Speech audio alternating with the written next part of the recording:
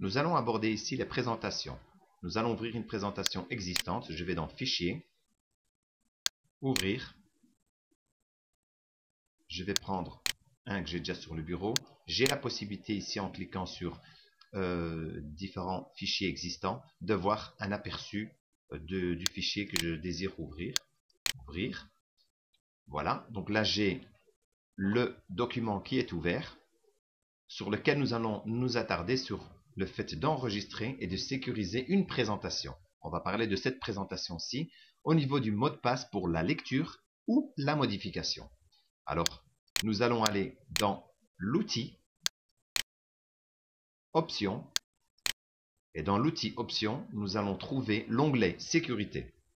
Alors, vous allez remarquer ici qu'on a deux possibilités. Le mot de passe pour la lecture et le mot de passe pour la modification. Alors, la différence. Si je tape un mot de passe pour la modification, je vais taper 1, 2, 3, 4, 5. Je dis OK, je dois le valider. 1, 2, 3, 4, 5. Donc, j'ai tapé les chiffres de 1 à 5. Je valide. Je dis OK. Je vais enregistrer cette présentation. Soit j'appuie uniquement sur l'icône, cette disquette enregistrée, ou je vais dans Fichier, Enregistrer, puisque le document est déjà enregistré. Il le met simplement à jour. Je ferme le document. Je vais le réouvrir. Voilà. Il me demande de taper un mot de passe. Ce mot de passe, bien sûr, c'est celui qui me permet de pouvoir modifier le PowerPoint. Là, si je ne le tape pas et que je ne le connais pas, eh bien, il me suffit simplement d'appuyer sur Lecture seule pour quand même visualiser le document, mais il me sera impossible d'apporter une modification. Voilà. Le document ouvert, je clique, on a l'air qu'on sait le modifier, mais non. On essaie de le déplacer, pas moyen. Pas moyen non plus de taper du texte. Voilà. Je vais le fermer cette fois-ci. On va le réouvrir. Voilà. Nous allons taper le bon mot de passe. 1, 2, 3, 4, 5. OK. Cette fois-ci, j'ai le mot de passe pour la modification. On va aller y rajouter le mot de passe de lecture. Donc, je retourne dans Outils, Options.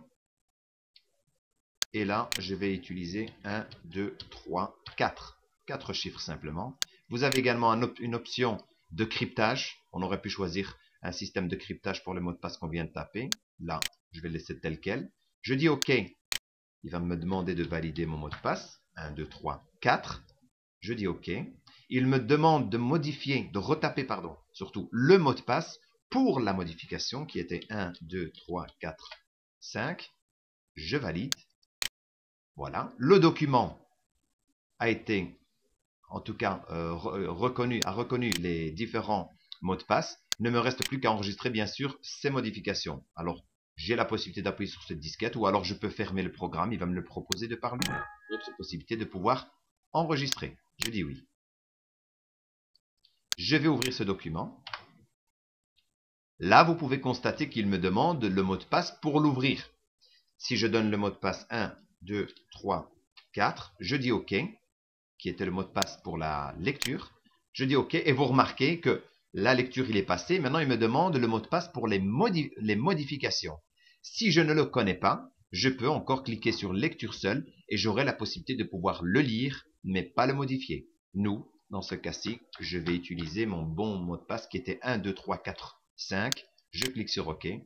Là, je rentre et vous constatez que je peux aisément apporter une modification puisque j'avais les deux mots de passe. Pour retirer le mot de passe, il vous suffira tout simplement de retourner dans Outils, Options,